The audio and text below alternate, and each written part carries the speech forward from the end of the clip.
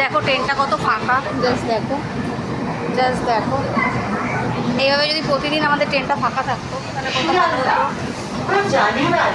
ট্রেনটা যদি এরকম প্রতিদিন ফাঁকা থাকতো কত মজা হতো। আর এই ভিড়ের মধ্যে ধাক্কাধাক্কি করে রোদের মধ্যে পুরো অবস্থা দেখো।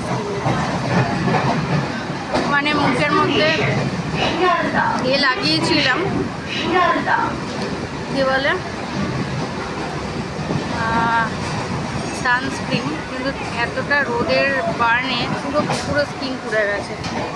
কী যে বলবো, তার মধ্যে যা গরম, তার মধ্যে এদিকে যে ট্রেনের ধাক্কা, ও কখন যে স্নান করবো গিয়ে আমি সেটা খাচ্ছি, এত গরম।